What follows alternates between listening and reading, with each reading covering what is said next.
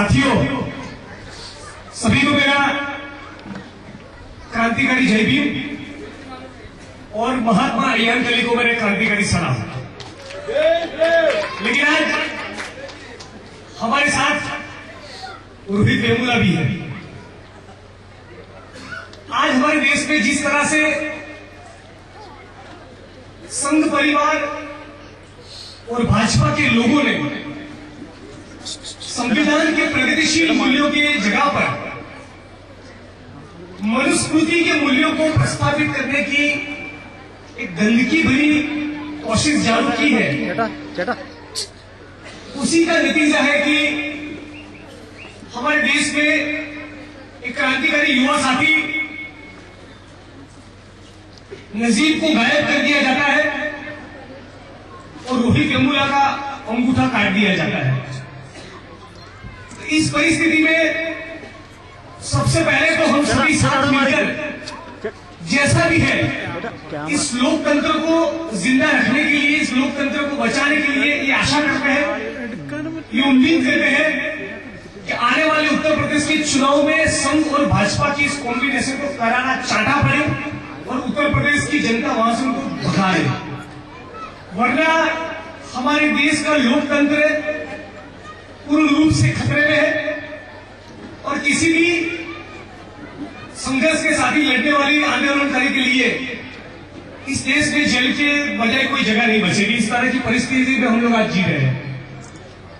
आज इस inauguration function में आपके साथ बहुत खुशी होती है, जिस तरह से जिस स्पिरिट और ऊर्जा के साथ आप लोग हर बार मुझे वेलकम करते हैं।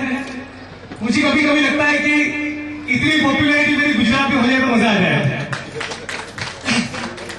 I wish I am this much popular in Gujarat. तो इनॉग्रेशन फंक्शन में मैं ज्यादा बात नहीं करूंगा। आपके साथ पहली दो मुलाकातों में मैंने खुलकर मेरी बात रखी है, लेकिन गीतानंदन जी, सनी भाई, दूसरे सभी साथियों के बीच में एक खुशी की बात आपके साथ शेयर करना चाहता हूं। पिछले कुछ दिनों पहले प्रधानमंत्री मोदी जी गांधीनगर आए थे गुजरात में और वहां पर उनका फंक्शन हुआ करता है vibrant Gujarat global investor summit. वो कार्यक्रम बेसिकली गुजरात की सारी जमीनें छीन कर किसानों से बड़े बड़े बिजनेस टाइकून्स और इंडस्ट्रियल ग्रुप्स को दे देने का मॉडल है। तो मैंने एक अनाउंसमेंट किया कि यदि अहमदाबाद जिले के कुछ गांव में 36 साल पहले दलितों को बांटी गई 1000 एकड़ जमीन का कब्जा नहीं मिला विद इन 1 वीक, तो मैं मोदी जी की गाड़ी के सामने जाकर सो जाऊंगा। Following my announcement of blocking Modi's convoy, more than possession of more than 300 acres of land, actual physical possession of more than 300 acres of land on ground zero is given within 8 days. तो यदि हमारी इस football के चलते यदि यहाँ की सरकार के कान नहीं खुलते और हमारी जेन्युइन लेजिटिमेट डिमांड्स को यहाँ की सरकार, सीपीएम की लहरी सरकार कंसीडर नहीं करती, तो आने वाले दिनों में मुझे शायद ये भी घोषणा करनी पड़े यहां से कि यहां के मुख्यमंत्री की गाड़ी को भी रोकूंगा और इसके लिए भी हम लोगों को तैयार रहना पड़ेगा। साथियों, हमारे देश में कबीर से लेकर बुद्ध तक, सावित्रीबाई फुले, ज्योतिबा फुले, महात्मा अय्यांकली, डॉक्टर भीमराव अम्बेडकर, इन सारे क्रांतिकारियों ने जाति निर्मूलन के प्रोजेक्ट के ऊपर काम किया और एक ऐसे समाज की स्थापना का, एक ऐसे समाज के निर्माण का सपना देखा जिसमें जाति व्यवस्था का संपूर्ण रूप में खात्मा हो जाए। लेकिन कहीं ना कहीं उनके जाने के बाद दलित मूवमेंट में खास करके एक तरह का ऐसा ठहराव आ गया कि कहीं ना कहीं हम लोग या तो अपनी मुक्ति का मार्ग सत्ता के गलियारों में खोजने लगे या कहीं ना कहीं ब्राह्मणवाद, मनुवाद के मुद्दावाद के नाम में हमारी मूवमेंट चौकअप हो गई। तो जमीन का सवाल जो दलित आंदोलन में एक बहुत ही अहम मुद्दा बनना चाहिए था, शुरुआत के दिनों से वो कभी हो न पाया। और आज हम लोग उस जमाने में लैंड रिफॉर्म्स की डिमांड लेकर खड़े हैं जब land to the dealer ordinary land to the tycoons बन चुका है। सारी की सारी सरकारें किसानों की जमीन, दलित और आदिवासी जमीन की जमीन छीन छीन कर अदानी और अंबानी और एसआर को दे देना चाहती है। ऐसे वक्त पे हम लोग लैंड रिफॉर्म्स की डिमांड लेकर निकले हैं। तो ये बहुत ही मुश्किल काम है, लेकिन आज जिस तरह से 50-60 से ज्यादा संगठन के लोग हमारे बीच में मौजूद हैं और जिस तरह की ऊर्जा और उत्साह अब मैं गुजरात में भी और केरला में भी दिखता हूं, तो मुझे लग रहा है कि डेफिनेटली आने वाले दिनों में चाहे किसी भी सरकार हो, हम अपने संघर्ष और आंदोलन के जरिए जमीन लेकर रहेंगे। ये डेफिनेटली मेरी उम्मीद है। हम लोगों को पूरे देश में इस सीपीएम के खोखले मॉडल को भी ले जाना है। मैं जहां जहां पर जाता हूं गुजरात के विकास के इस खोखले मॉडल की बात करता हूं। संघ परिवार और भाजपा के बीच में जो अनहोनी नेक्सस है उसकी बात करता हूं। लेकिन जैसा कि सनी भाई और गीतानंदन जी और दूसरे साथी बता रहे थे कि इस चलो त्रिवेंद्रम के कॉल को दिमाग में रखते हुए, keeping in mind this call of चलो Trivandrum, keeping in mind our agitation, our movement, our land struggle. Now the time has come for all of us to expose the model of Kerala, this disastrous model of Kerala, this disastrous model of CPM at the national level. So I propose from this platform that hopefully in the first week of March, prior 1 month in advance of this struggle, of this food march, we should have a detailed, comprehensive press conference with all the like-minded friends, progressive and radical people, including the people who are left-oriented.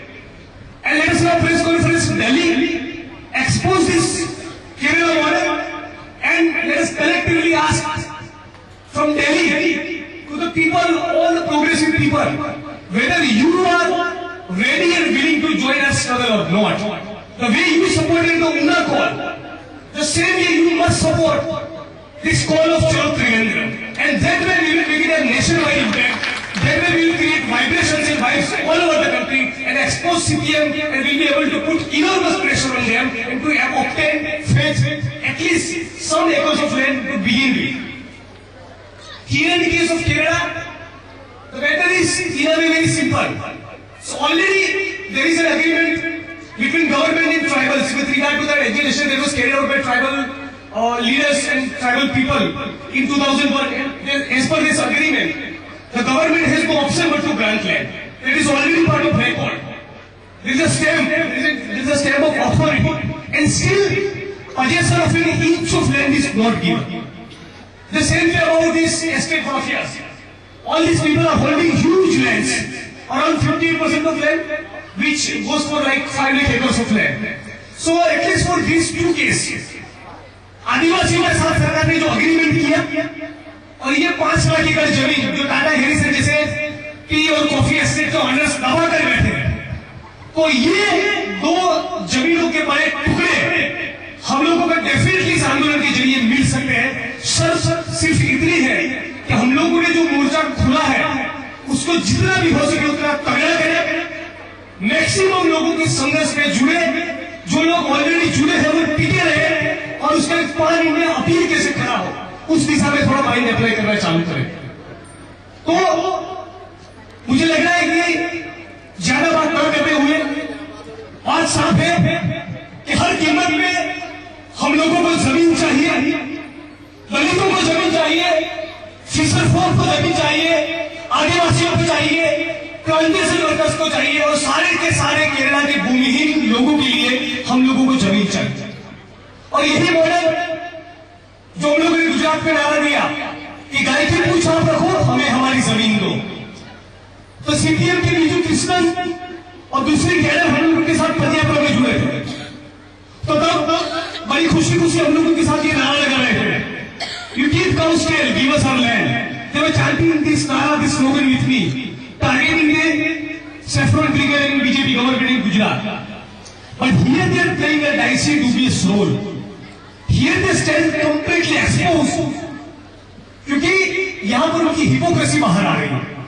यदि वो genuinely, if they stand for land reforms, then their position cannot change when it comes to Kerala. Here they stand completely exposed. So here there is no willingness at all on the part of CPM.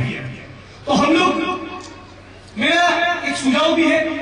मैंने बीच में पिछली बार जब आया था हमारे साथियों के बीच में प्रस्ताव रखा था कि यदि हो सके तो शहीद आजम भगत सिंह के शहादत के दिन, may be on the 23rd March, we can have a huge seminar in the city of Ahmedabad, Gujarat, and there we invite delegates from like 15 states, and all of them we ask for thoroughgoing, comprehensive, statewide, in-depth land reforms program in their respective states, and they will start foot march in their own state, in their respective state, from the 1st of April at least to 14th of April. So maybe that way we can create a nationwide campaign of land reforms. And दूसरा एक सुझाव ये भी है कि हम लोग जहां पर भी मीडिया के सामने, फेसबुक पे, व्हाट्सएप पे, हमारे पर्चों में, पत्रिका में, पैम्फलेट्स में जब भी ये बात रखे, तो हम लोग ठोस रूप से ये बात रखे कि जब भी जमीनों का आवंटन हो तो उसकी ऑनरशिप, उसकी मालिकी बहनों के नाम पर हो. क्योंकि हम लोग सावित्रीबाई फुले जिंदाबाद का नारा लगाते हैं, लेकिन जब जमीन की मालिकी की बात आती है तो वो केवल पुरुषों के नाम पे नहीं होनी चाहिए, वो बहनों के नाम पर भी होनी चाहिए. और बहनों में भी प्रायोरिटी मिलनी चाहिए, जो लोएस्ट कास्ट की बहनें हैं उन सभी को. तो आप सभी ने मुझे यहां बुलाया, इस यूनिवर्सल फंक्शन में मेरी बात रखने का मौका दिया. इससे लिए आप सभी का मैं शुक्रिया, धन्यवाद व्यक्त करता हूं. आने वाले दिनों में जमीन का मुद्दा पूरे देश में ले जाएंगे, हर एक घर में ले जाएंगे. अपर कास्ट का डोमिनेंस जो रूरल इंडिया में उनकी जमीनों की मालिकी के ऊपर टिका है, उसे हम लोग आने वाले दिनों में डिस्पेंसल और डिस्ट्रॉय करके रहेंगे. The whole dominance of upper caste in rural pockets all over the country is primarily because of their control of land, and that structure we have to destroy, dismantle and throw it into the dustbin of history. आपके बीच में एक interesting बात रखूंगा, जिसकी दलित movement में ज्यादा बात नहीं होती. 1953 तक डॉक्टर अम्बेडकर खुद ज्यादा स्केल के ऊपर जमीन का मुद्दा उठा नहीं पाए थे.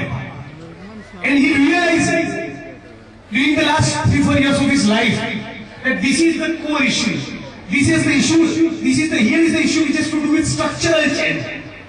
So then he asked his lieutenant Dada Saheb Gaikwad to launch a nationwide campaign seeking thoroughgoing land reforms.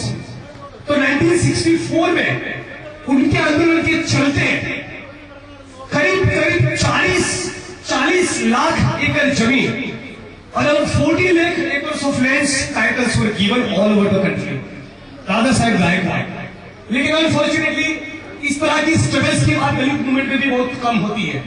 तो जितने भी लोग आज इस देश में दलित और आदिवासी आंदोलन के साथ जुड़े हुए हैं, जितने भी लोग आज इस देश में यूथ मूवमेंट के साथ जुड़े हुए हैं, जितने भी लोग आज ओबीसी और माइनॉरिटीज की राइट्स के लिए काम करते हैं, जितने भी लोग आज डेमोक्रेटिक स्पेस जिंदा रहे इस देश में, इसके लिए संघर्ष कर रहे हैं, उन सारे लोगों को एक मंच पर लाकर आने वाले दिनों में हम चलो त्रिरंगम के नारे को साकार करेंगे.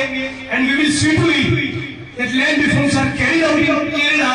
Second, land reforms are carried out. Caste colonies are completely wiped out and destroyed and dismantled, and hopefully we will be able to create a new democratic space for our kind of struggle, our kind of people. Hopefully, land to the tiller will become a material reality, not land to the tycoons. And we will take a stand against globalization and also against feudalism. We will ask for complete nationwide land reforms, because land reforms are vital not just for destroying the feudal structure, but also because it helps evolve an agrarian economy which is always conducive for a higher level of productivity, meaning it has to do with creating wealth for the entire nation. So here we are not just struggling to dismantle this feudal structure, but also we are on the way to create a nation. Dr. Ambedkar says, where is the nation? We are not a nation, हम लोग कोई राष्ट्र नहीं है. We are just a combination, a compilation of various caste. So until the castes are annihilated, until this feudal structure is destroyed, we can create a new society, a happy society. So सभी को मेरा क्रांतिकारी जय भीम. इतनी बात के साथ मेरी बात रखता हूँ. आने वाले दिनों में एक मोर्चा खोलेंगे यहाँ की सीपीएम की सरकार के सामने. सीपीएम की सरकार को डेफिनेटली हराएंगे, झुकाएंगे, और जितने भी लड़ने वाले प्रगतिशील साथी हैं, जितने भी संघर्ष के साथी हैं, सभी को पीएनआ बुलाएंगे, दिल्ली में प्रेस कॉन्फ्रेंस करेंगे, सीपीएम को एक्सपोज करेंगे और कहेंगे we want an alternative path of development. जय भीम.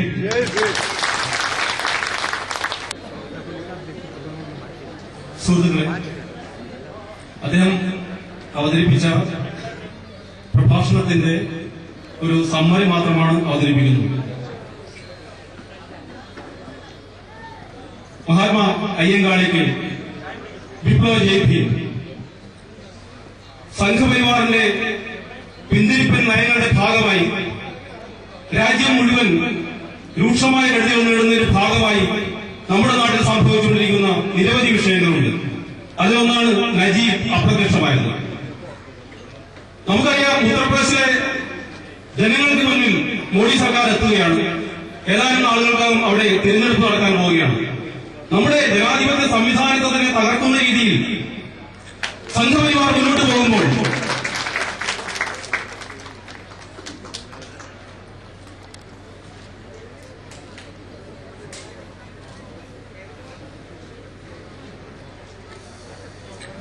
നമ്മുടെ ജനാധിപത്യ സംവിധാനങ്ങളെ മുഴുവൻ തകർക്കുന്ന രീതിയിൽ മോഡി സർക്കാർ മുന്നോട്ട് പോകുമ്പോൾ അതിന് കൃത്യമായ മറുപടി പറയേണ്ടത് ഉത്തർപ്രദേശിലെ ജനങ്ങൾ തന്നെയാണ്.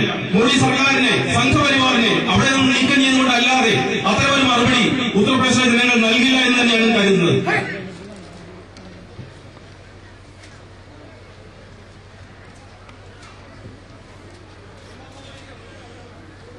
കഴിഞ്ഞ ഏതാനും ദിവസം മുമ്പ് ശ്രീ മോഡിജി ഗുജറാത്തിൽ വന്നിരുന്നു. അവിടെ വലിയ ഇൻവെസ്റ്റേഴ്സിന്റെ സമ്മേളനം അദ്ദേഹം വിളിച്ചു ചേർത്തിരുന്നു.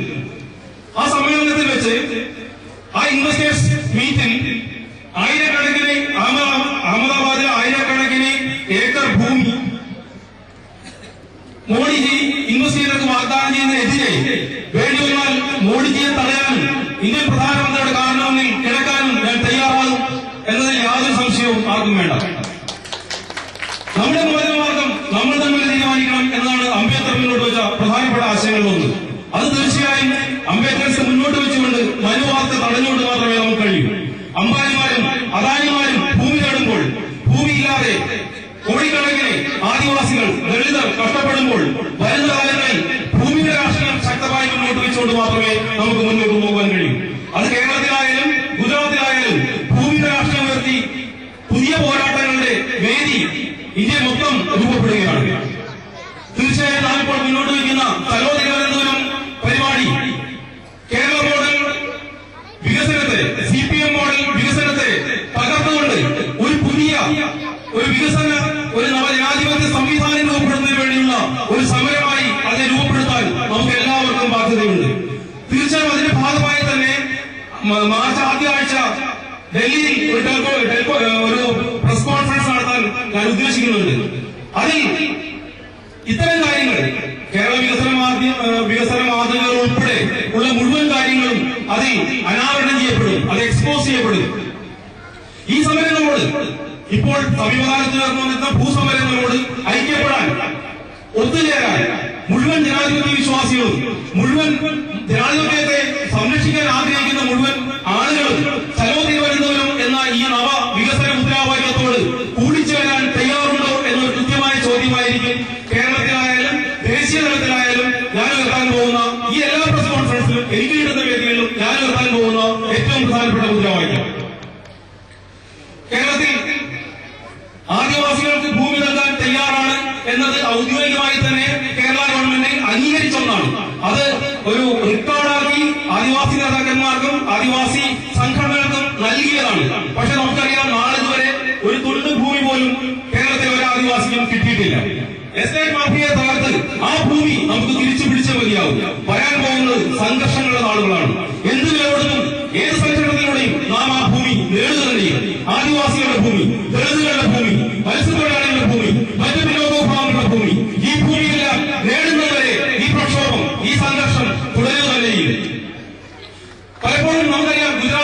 മോഡി മോഡൽ വികസനത്തെ ഒരു വശത്ത് അംഗീകരിക്കുന്ന കേരളത്തിലെ CPM ഗവൺമെന്റും അതുമായി ബന്ധപ്പെട്ടവരും കേരളത്തിലേക്ക് വരുമ്പോൾ കേരള മോഡൽ വികസനത്തെ കുറിച്ച് സംസാരിക്കുവാനോ അതിനെ അനാവരണം ചെയ്യുവാനോ അവർ തയ്യാറാവുന്നില്ല എന്നുള്ളതാണ് ഇതിനകത്തുള്ള ഒരു പ്രധാന ഘടകം. അടുത്ത മാർച്ച് 23-ാം തീയതി വരുന്ന ഭഗത് സിംഗിന്റെ രക്തസാക്ഷിത്വത്തിന്റെ അന്ന് അഹമ്മദാബാദിൽ ദേശീയ തലത്തിൽ ഈ ഭൂമിയുടെ രാഷ്ട്രീയം മുന്നോട്ട് വയ്ക്കുന്ന ഒരു ഭാഗമായി ഒരു തുടക്കം വയ്ക്കാൻ ഞാൻ ആഗ്രഹിക്കുകയാണ്. ഭൂമി തീർച്ചയായും നമ്മൾ പുരുഷന്മാരുടെ പേരിൽ മാത്രം പോരാ, അത് നമ്മുടെ സഹോദരിമാരുടെ പേരിലും ആ ഭൂമി നൽകണം ഗവൺമെന്റ് എന്നതായിരിക്കും ഞാൻ മുന്നോട്ട് വയ്ക്കുന്ന ഒരു പ്രധാന മുദ്രാവാക്യം. ഈ ഉദ്ഘാടന സമ്മേളനത്തിൽ കൂടുതൽ കാര്യങ്ങൾ ഒന്നും എനിക്ക് പറയാനില്ല. എല്ലാവർക്കും നന്ദി. നാഷണൽ ലെവലിൽ ദേശീയ തലത്തിൽ